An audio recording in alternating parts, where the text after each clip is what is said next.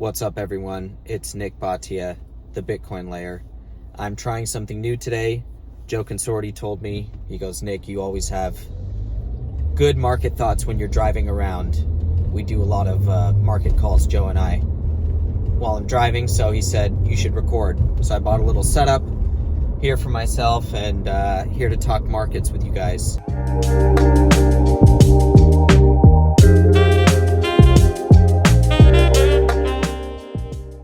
I'm focused on tomorrow's CPI reading. I've been writing about that plenty over at the Bitcoin layer Substack. Basically, I'm expecting another really slow monthly increase and potentially a decrease month over month in the CPI inflation. The expectation for the yearly number is up 8.0%. That would be down from 8.5% annual increase that we had last month. So it's a slowdown, a little bit expected in the year over year number. We'll see if that number comes in at 8% or maybe even lower. The expectation for the monthly number is negative 0.1%, so a slight decline in monthly inflation. On Wednesday, we also get producer prices. That's the PPI. There's a 0.1% decline month over month expected in the producer inflation metric as well.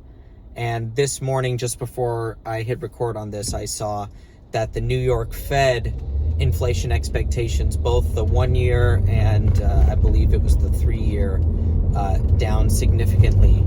So the inflation expectations are coming down all around survey data across the country. And we are definitely heading into a period in which the worst inflation numbers are behind us.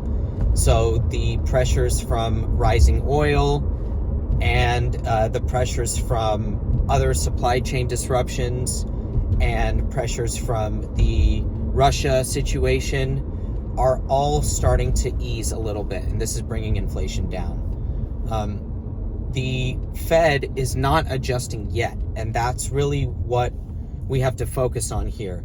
The Fed is determined to bring inflation down to what they say is 2%, but really 4% they would be thrilled with. And at 8% right now, we are a long way from 4%. So the Fed has committed to raising rates as much as it possibly can. And right now, the market really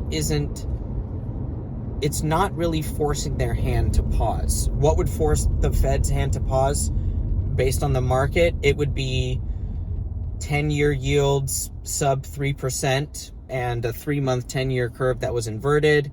It would also be a stock market totally dumping. And neither of these things are happening right now. We don't see yields cratering as a deep and dark recession being priced in. We also don't see stocks dumping, because what would be a reason for stocks dumping if stocks had to price in Fed funds and 3-month treasury yields and 2-year treasury yields at 4%?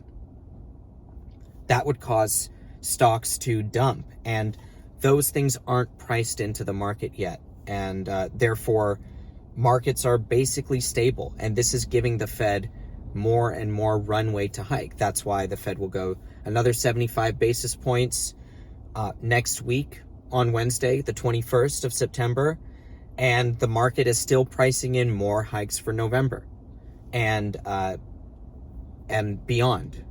So we're going to watch the inflation numbers come in, and maybe the inflation numbers will force yields lower, and maybe yields going lower and a more deeply inverted yield curve and an inverted curve across the 3-month 10-year part of the curve, which is still positive and has not inverted yet.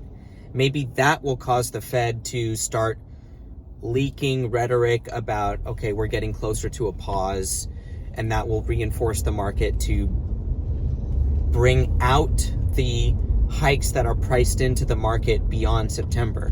So the November, December, January curve that is still a little steeper, that will come down if the 3-month, 10-year curve starts to invert.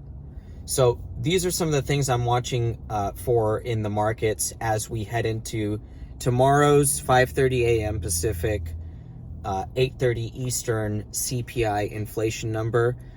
Again, it's a number we've been writing about for a long time, and it's really where everyone's focus is in the fixed income market. So what should we expect from the market?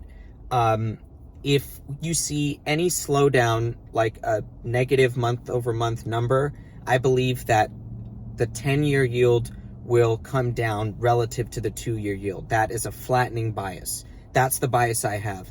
Yields could go up or down, but the shape of the curve that I'm looking for is for a flatter curve if the inflation numbers are in fact weak, and there's a monthly decline. Where does that flattening bias come from?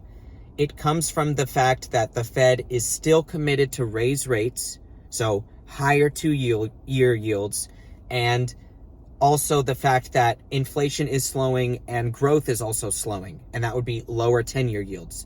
So that lower 10-year and higher 2-year is a flattening bias.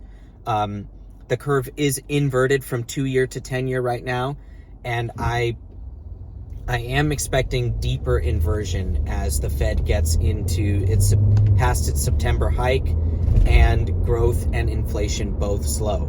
So I hope you guys enjoyed this first drive around video as I talk markets, and stay tuned for lots more at the Bitcoin Layer. Make sure to subscribe to this channel. Make sure to subscribe to our Substack at thebitcoinlayer.substack.com. That is where we are writing every week, twice a week, about what's going on in the markets and keeping you guys abreast of what's going on. I also want to thank Voltage, my sponsor. Voltage is a Bitcoin and Lightning Network infrastructure company. Voltage is helping build what we are considering this new financial system of Bitcoin players. And more Bitcoin players need Lightning Network nodes. So guys, go check out Voltage. See you next time at the Bitcoin Layer.